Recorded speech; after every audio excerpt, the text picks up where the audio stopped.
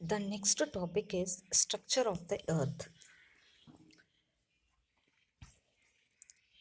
Earth is the only planet that can sustain life.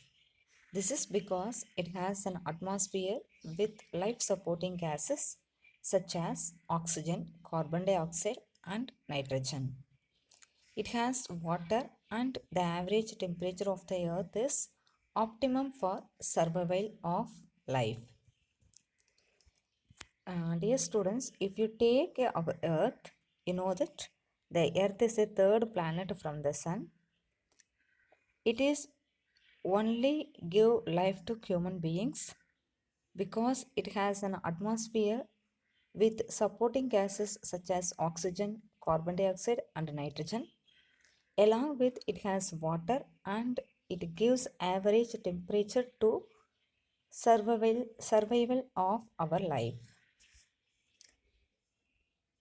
There are the three layers of earth. There are the three layers are present in our earth. The first layer is crust. So the outermost layer of the earth is called crust. This is the layer on which we live along with the plants and animals. Where we are living the outermost layer of the earth.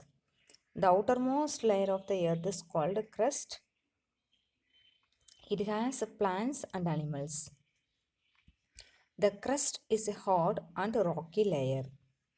It is a very hard and it is looking like a rock. It consists mainly of rocks such as granite and basalt. It is the coolest of the three layers. The outermost layer of the crust is very coolest comparing to other layers.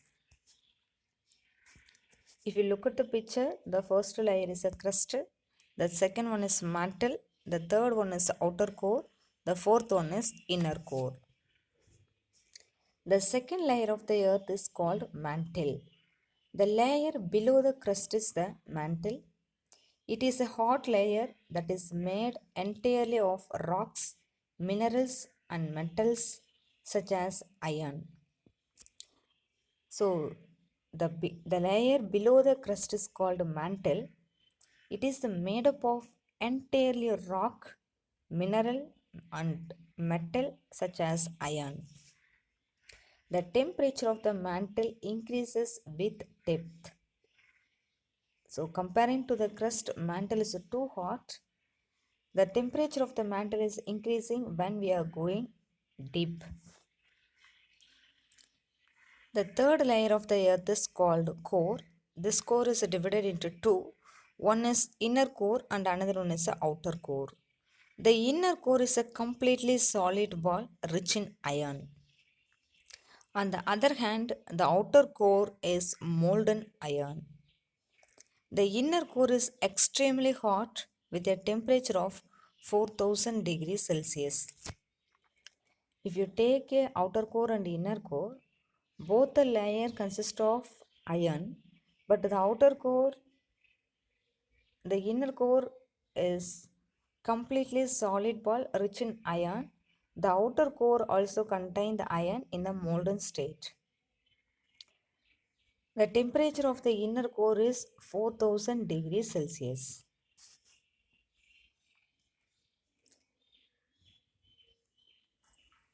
Dear students, I hope you understood what are the three layers of the earth.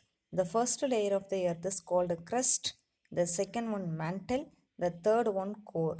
This core is divided into two. One is inner core and another one is outer core. We are living on the crust. Below the crust is mantle is present. It is also too hot. Comparing to the mantle, the outer and inner core are very hot. The next topic is volcano. The core bears a lot of pressure as the crust and mantle float and move above the outer core. Some of this pressure pushes the molten rocks and hot gases upward. The molten rocks and hot gases burst free, it becomes lava.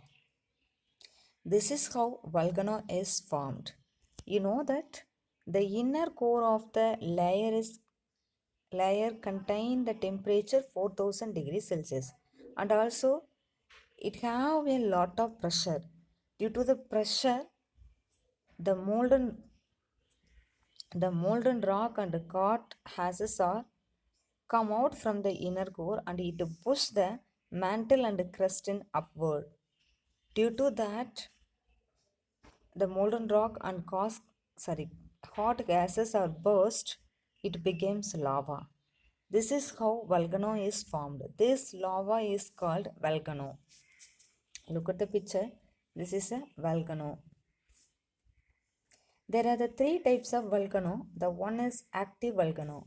When a volcano frequently erupts to let our molten rocks, it is called an active volcano. The example, Kilauea volcano located in Hawaii. So, what is meant by active volcano means it is frequently erupt and to let out molten rocks. It is called active volcano. Then second volcano is Torment volcano. There are some volcanoes that have not erupted for a very long time but still have the ability to erupt. So this type of volcanoes are called Torment volcano. It does not occur frequently, but it will occur for after some time. So this type of volcanoes are called Torment volcano. Where this Torment volcano is present, Chitan volcano in Chile, April 2015 it was erupted. The next one, extinct volcano. There are other volcanoes that have never erupted as per historical record. Such volcanoes are called extinct volcano. Where it placed?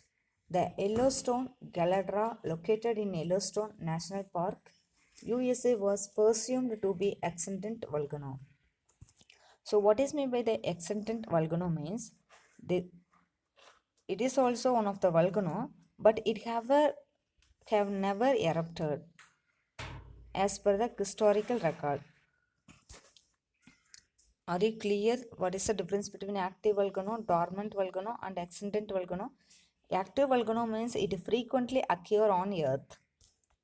Dormant volcano means it will occur on earth a certain period of time. In extinct volcano means it will present on the earth but it does not erupt. The next one is movement of the earth. There are the two type of movement. One is a rotation and another one is a revolution. So now we are going to see what is the difference between rotation and revolution. Earth movement on its own axis is called rotation. So look at this image. This is a earth. The center imaginary line is called axis. So when the earth movement on its own axis is called rotation.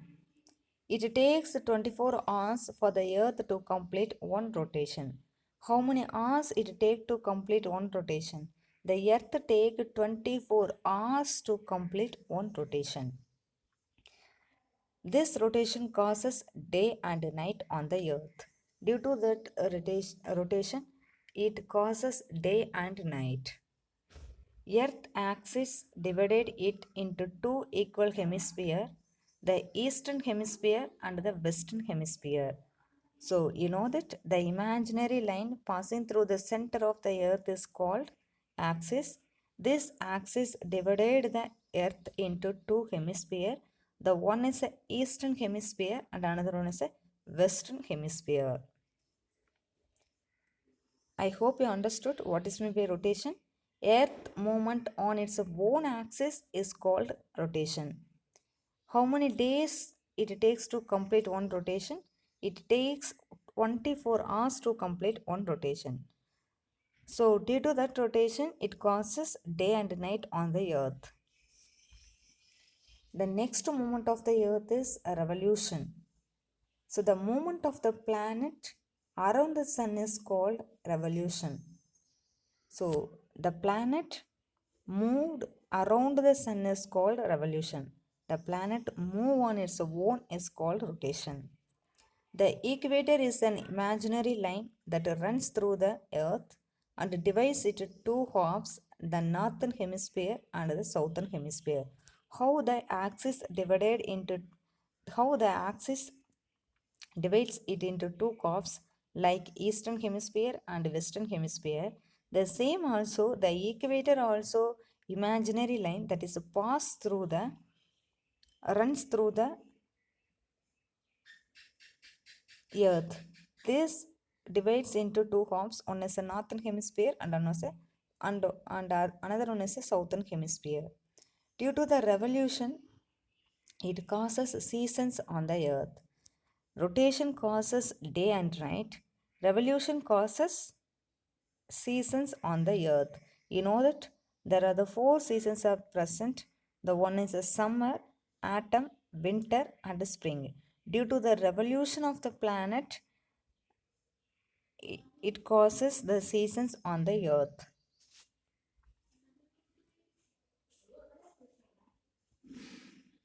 So if you look at this image here, I shown that when the earth is at the center, here the summer season is occur. In autumn season also occur for in a certain place. So due to the revolution, the different seasons are occurring on the earth.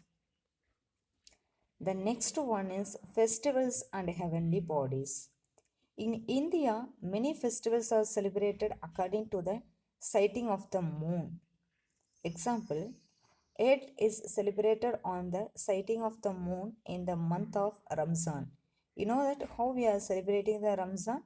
The first moon appearing on the sky is called, sorry, when the first moon is appearing on the sky, that day is be celebrated as a Ramzan.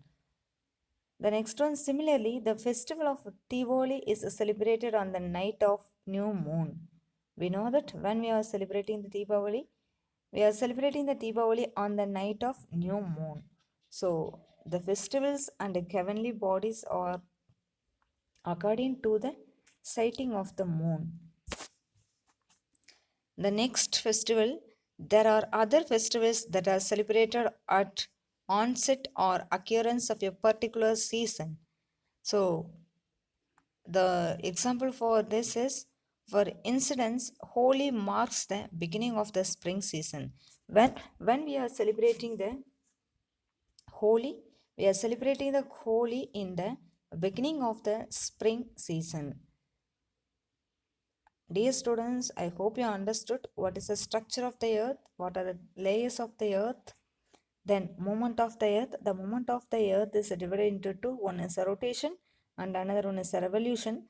The last topic is the festivals and heavenly bodies.